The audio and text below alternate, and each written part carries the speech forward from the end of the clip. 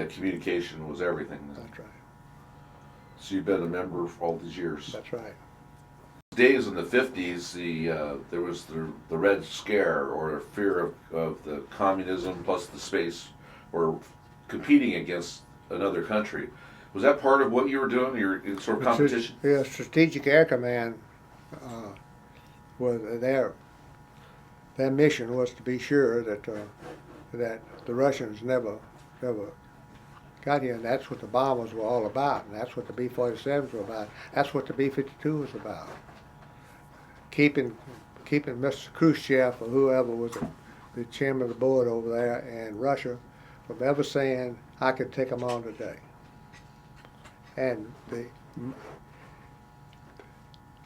the Strategic Command, peace was their profession. That it wasn't war, it was peace. It was deterrence. And it worked. So in those days, there'd always be a plane up there.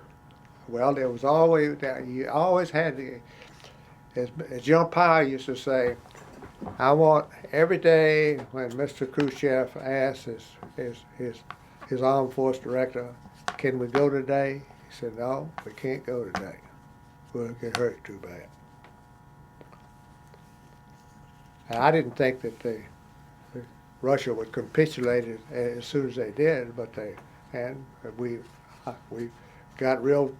Ronald Reagan got us real prepared, and he says, tear down that wall. So now, and he also told them that he was going to build an anti-ballistic missile, and they knew that they couldn't do that, and so they gave up. You like Reagan? Yeah. I do too. Now somehow you got involved in Vietnam. How did that come about? Yeah, that was when I was at Wright Field, and we had a airplane. The code name was Spectre, which was a C-130. It had guns all over it, and you could shoot at targets on the ground with tremendous accuracy. And we had the first FLIR, which was the first forward-looking IR that we had. And we had them on a C-130, and we deployed the one airplane, and the 7th Air Force loved it, loved the one airplane and what the airplane could do. And so we built some more of them, and we deployed them before all the tests were done on the dang airplanes. And they got all screwed up over there in the 7th Air Force trying to maintain this airplane. And I was in charge of a team that goes over to fix the airplanes. And we did. Now, did you notice a lot of changes in the way the service was run over the years since early days versus? Oh yeah, there's been lots of changes. Now and then, so how long did you stay over to go back and forth on Vietnam? I went over there a couple of times, but that time I stayed 6 weeks. And you decided to retire in the early 70s. No, I'd done my tour. And I went to work for Boeing then. And what year was that? 1970.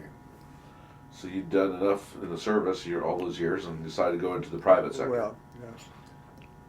And what did you do for Boeing?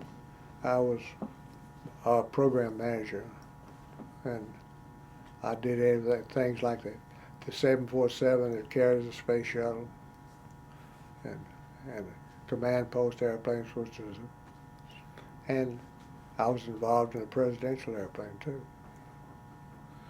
Looking back over your career in the service, can you think of a proud moment?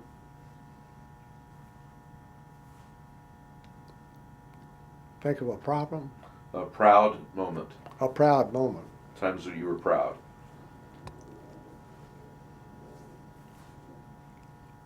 Well, not particular. I enjoyed my work tremendously.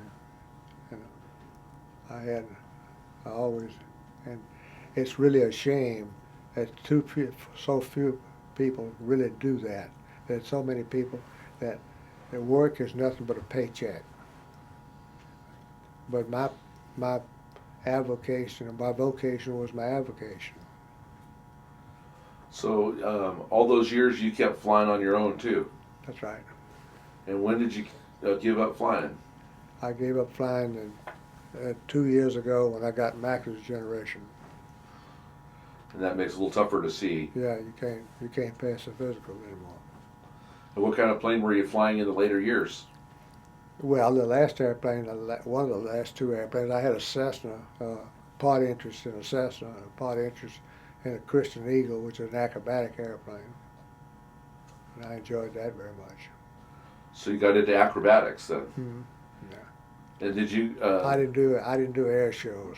You didn't do the Oshkosh type things, or? No, well, no, I didn't do the Oshkosh type aerobatics. Now, when you got out of the service, did you stay in the reserves? No. So you were done. Mm.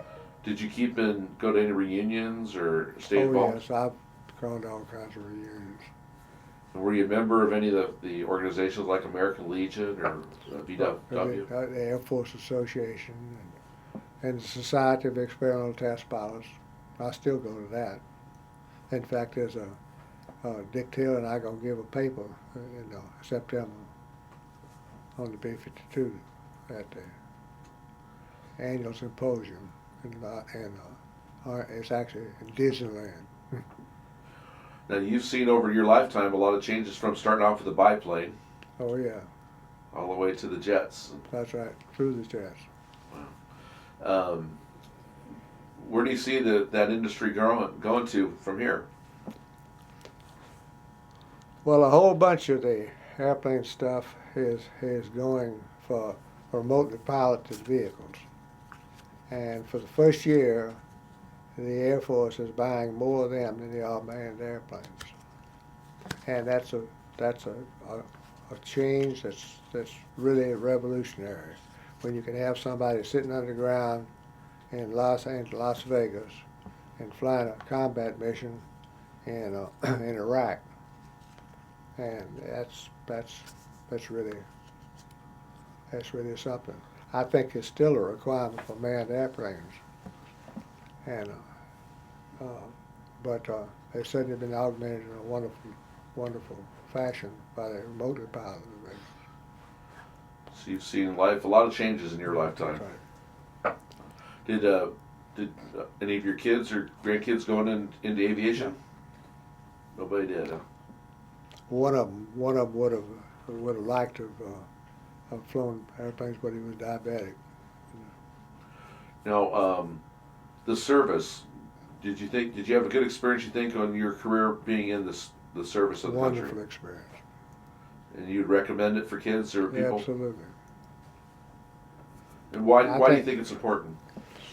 Well, I had